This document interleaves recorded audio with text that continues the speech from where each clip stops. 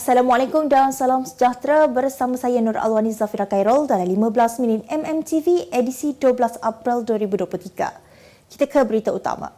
Tiada bukti sabotaj, letupan maupun kebakaran. Demikian laporan yang diperoleh pasukan penyiasat berkaitan siasatan terhadap punca pesawat terhempas pada 6 Jun 1976 yang meragut nyawa Ketua Menteri Sabah ketika itu, Tun Fuad Stephen dan 10 yang lain.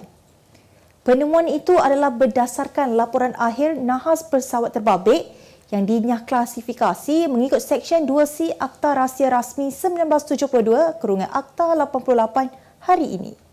Mengikut laporan itu, pesawat terbabit diselenggara mengikut jadual selain melakukan penerbangan dengan had berat yang dibenarkan.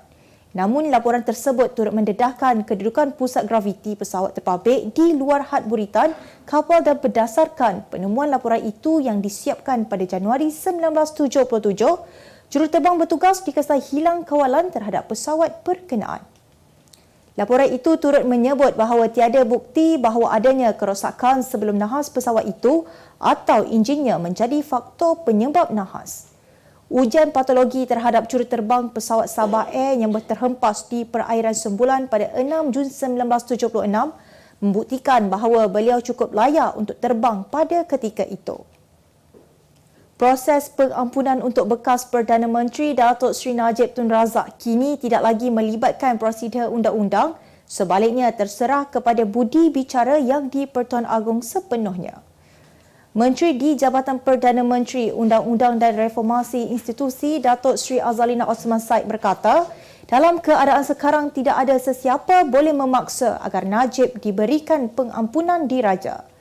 Azalina yang juga Ketua Penerangan UMNO berkata, demikian bagi mengulas pandangan Peguam Kanan Muhammad Hanif Khatri Abdullah yang berpendapat UMNO tidak boleh memfailkan permohonan pengampunan bagi pihak Najib.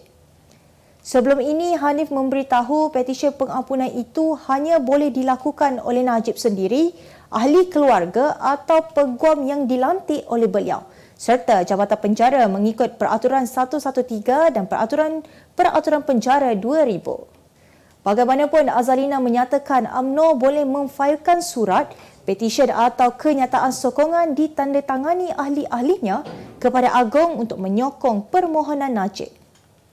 Terdahulu, Setiausaha Agung UMNO Ashraf Wajdi Dusuki berkata, Majlis Kerja Tertinggi parti itu menerima memorandum daripada 191 bahagian untuk memohon kepemimpinan tertinggi membela bekas presiden mereka yang disifatkan banyak berjasa kepada rakyat dan negara. Bekas Menteri Besar Perlis Datuk Seri Azlaman mengaku tidak bersalah di Mahkamah Seksyen Kuala Lumpur hari ini atas 5 pertuduhan menerima wang hasil aktiviti haram berjumlah 1.06 juta ringgit 9 tahun lalu. Pertuduhan pertama, Azlan 64 tahun didakwa menerima wang RM208,339 daripada Sri Kerawang Travels and Tours Sdn Bhd melalui cek Maybank yang dibayar ke dalam akaunnya. Pertuduhan kedua, Azlan didakwa menerima RM196,651 daripada syarikat sama melalui cek pada 9 Februari 2015. Tertuduh turut didakwa atas pertuduhan ketiga menerima RM224,404 daripada syarikat itu yang dibayar ke dalam akaun CIMB miliknya pada 2 Februari 2016. Pertuduhan keempat, Azlan didakwa menerima lebih RM200,000 daripada Ideal Travel and Tours Sdn Bhd pada 2017 dan pertuduhan kelima, beliau didakwa menerima lebih RM200,000 wang tunai daripada wakil agensi itu yang merupakan wang aktiviti haram. Tertuduh didakwa mengikut Seksyen 4/1/B Akta Pencegahan Penggubahan Wang Haram, Pencegahan Pembiayaan Keganasan dan Hasil daripada Aktiviti Haram 2001 Akta 613 yang boleh dihukum di bawah Seksyen 4/1 Akta yang sama. Mahkamah membenarkan Azlan diikat jamin RM50,000 dengan seorang penjamin dan menetapkan kes disebut pada 9 Jun ini. Berita seterusnya, seramai 49,000 pekebun kecil getah di seluruh negara akan menerima bantuan khas kewangan Aidilfitri melibatkan peruntukan berjumlah RM9.8 juta. Kementerian Perdagangan dan Komoditi berkata bantuan RM200 itu akan disalurkan melalui Lembaga Getah Malaysia membabitkan pekebun kecil berdaftar dengan keluasan kebun getah melebihi 2.5 hektar sehingga 6 hektar. KPK telah mengambil tindakan bagi memastikan kumpulan sasar yang terdiri daripada pekebun kecil getah mendapat manfaat BKKA dan penyaluran bantuan ini akan dikreditkan ke dalam akaun pekebun kecil sebelum atau pada 14 April ini. Katanya pada masa sama BKKA akan turut disalurkan oleh pihak berkuasa kemajuan pekebun kecil perusahaan getah kepada pekebun kecil memiliki kebun getah dengan keluasan 2.5 hektar ke bawah. Perdana Menteri Datuk Seri Anwar Ibrahim pada 29 Mac lalu telah mengumumkan bahawa kerajaan bersetuju menyalurkan BKKA sebanyak RM200 dengan jumlah keseluruhan peruntukan RM170 juta kepada 850,000 pekebun kecil getah, pesawah dan nelayan. Utusan Malaysia dan Cosmo melancarkan satu lagi produk terbaru. Apa yang ada dalam Iklaneka? Ia adalah platform yang tepat dan efektif untuk mengiklan antaranya berbagai jenis notis, cautan kosong, hartanah, tender, kenderaan, mencari wali atau waris dan berbagai lagi. Apa yang anda cari? Semuanya ada di sini. 2 dalam 1. Layari iklaneka.utusan.com.my. Kembali lagi. Melihat pembaziran yang berlaku setiap kali bulan Ramadan, kempen Tak Nak Bazir anjuran Padi Beras Nasional Berhad Bernas dilihat tepat pada waktunya. Menggesa orang ramai untuk mendapatkan barang keperluan tanpa membuat belian berlebihan. Menurut Ketua Jabatan Komunikasi Korporat Bernas, Rozita Ahmad, kempen ini juga diharap dapat mewujudkan kesedaran berterusan kepada pengguna di luar sana. Saya rasa Tak Nak Bazir itu memang sesuatu yang amat tepat pada waktunya lah. Di mana keadaan ekonomi kita pun sekarang ada banyak cabaran. Jadi kita kena bersederhana. Jadi kalau you berbazir, kadang kita tengok orang sebelah ada begini, kita nak begini. Orang sebelah sini ada itu, kita nak begitu. Jadi kalau bila tak nak bazir dan kita tak nak bazir ni lebih pada kesederhanaan lah. So bila you sederhana, you beli barang ikut kemampuan. Sementara itu, kempen Tak Nak Bazir dengan kerjasama Media Mulia Sendian Berhad semalam turut mendekati pengunjung Bazar Ramadan di Seksyen 13 Shah Alam. Melihat kempen ini relevan dengan situasi negara kini, pengunjung juga turut berharap agar semua pihak tampil mengambil bahagian dalam memastikan matlamat utama kempen ini tercapai sekaligus melahirkan pengguna bijak.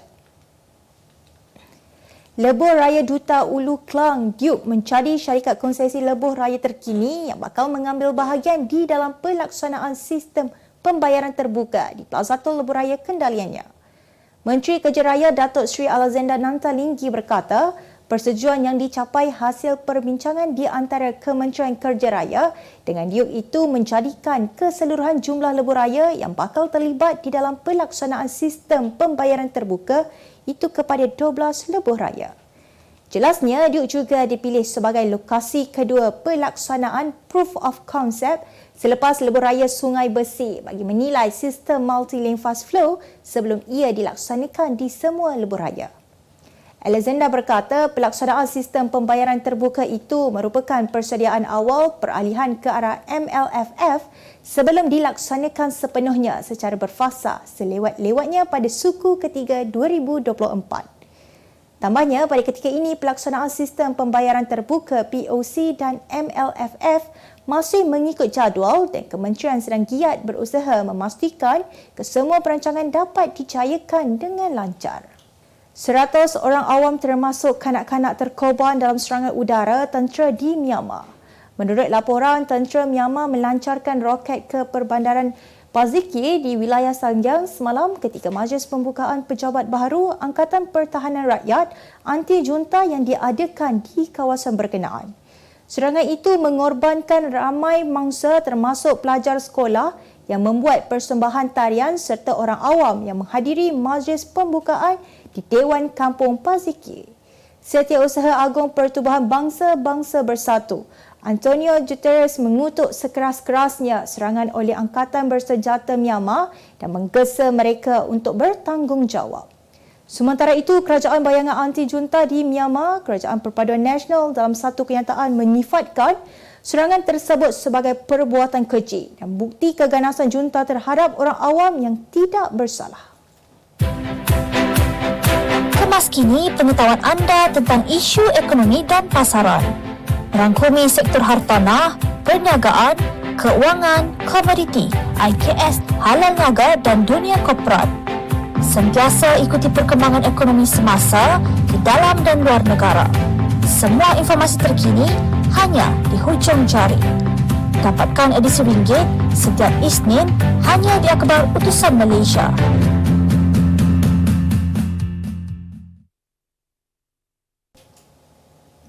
Mensasarkan keuntungan sehingga 1.3 bilion ringgit tahun ini, kumpulan Jekyll menawarkan lebih 2 juta pasang baju raya sempena sambutan Aidilfitri. Menurut Pengarah Urusan Datuk Seri Muhammad Faris Mohamad Jekyll, walaupun berlaku insiden kebakaran yang memusnahkan Wisma Jekyll di Seksyen 7 Shah Alam beberapa bulan lepas, namun pihaknya tetap komited untuk memastikan penawaran kelengkapan Aidilfitri tahun ini cukup buat pelanggannya. Kita mempunyai stok yang cukup dengan jumlah 2 juta pasang hanya 2 jenama, dan kita juga ada stok-stok lain daripada jenama Jekyll dan sebagainya. So komitmen kami adalah kami sentiasa bertanggungjawab jika ada masalah material ataupun jahitan yang tidak menepati piawaian, kita sedia mengambil balik dan menukar kepada yang lain. Selaku syarikat tekstil Bumi Putra terbesar di Malaysia, menurut Muhammad Faris, selain memberi fokus kepada kualiti kain yang dijual, antara kekuatan jenama-jenama pakaian di bawah Jekyll juga disokong melalui rekaan baju yang memenuhi cita rasa. Tambahnya, perkembangan fashion muslimah di negara ini juga turut menjadi penggerak utama penghasilan pakaian di bawah jenama Jekyll. Sebagai sebuah syarikat Islam, kami sentiasa mengutamakan pakaian untuk aurat. Kita juga mempunyai sub-brand iaitu Aryani yang menjual tudung-tudung, selendang dan juga pakaian-pakaian, baju kurung serta jubah yang lebih kepada Islam. Masyarakat juga lebih ramai berminat memakai pakaian yang untuk aurat dan pakaian yang moden. Berita seterusnya, Amanah Raya Berhad mengumumkan bahawa setakat ini sebanyak lebih kurang 500 juta ringgit dana tertangguh atau wang menunggu dituntut masih menunggu untuk diagihkan kepada waris yang berhak menerimanya. Pengarah Urusan Kumpulan Amanah Raya Ahmad Faizal Sulaiman Han menjelaskan bahawa pihaknya bakal mempergiatkan lagi proses mengesan waris bahagian pusaka itu dengan kerjasama pihak Jabatan Pendaftaran Negara dan pemimpin masyarakat. Ujarnya lagi, pihaknya bakal bersama dengan 20 cawangan amanah raya di seluruh negara untuk mengesan serta menyediakan kaunter bergerak bagi memberi penerangan kepentingan wang berkenaan agar waris menuntut bahagian mereka. Dalam pada itu, Ahmad Faizal menerangkan antara faktor berlakunya wang tersebut tidak dituntut dan diagihkan kepada penerima berhak adalah berlakunya perbalahan di antara penerima bahagian pusaka serta kes membabitkan kematian berlapis. Kemboja yakin bahawa stadium serta semua kemudahannya telah bersedia bagi menjadi tuan rumah Sukan SEA 2023 di Phnom Penh bermula 5 sehingga 17 Mei depan. Setiausaha Kementerian Pelancongan dan Duta Khas Jawatankuasa Kebangsaan penganjur Sukan SEA Kemboja, Hor Saron berkata ia termasuk perkampungan sukan yang boleh menempatkan hampir 10,000 atlet. Dalam pada itu, Saron turut berkata rakyat Malaysia sangat dialu-alukan untuk berkunjung ke negara itu bagi menyokong semua atlet di rantau ini memandangkan tiket bagi rakyat tempatan dan asing adalah percuma seperti yang diumumkan Perdana Menteri Kemboja Hun Sen. Tambahnya lagi, Malaysia adalah negara kelima menjadi tuan rumah larian obor itu dan selepas ini bakal menuju ke Singapura selepas dibawa dari Vietnam, Filipina, Indonesia dan Timor Leste sejak 21 Mac lepas. Turut hadir bagi acara tersebut ialah Duta Besar Kemboja ke Malaysia, Auk Chandara, Menteri Belia dan Sukan Hanayo dan Timbalan Presiden Majlis Olimpik Malaysia, Datuk Hamidin Mohamad Amin. Sebagai penutup 15 minit MMTV hari ini, saksikan laporan cuaca esok, Khamis 13 April 2023. Jangan lupa dapatkan akhbar Utusan Malaysia dan Kosmo untuk berita-berita terkini dan menyeluruh. Sekian sahaja daripada saya, Nur Alwani Zafira Khairul. Assalamualaikum dan selamat berbuka puasa.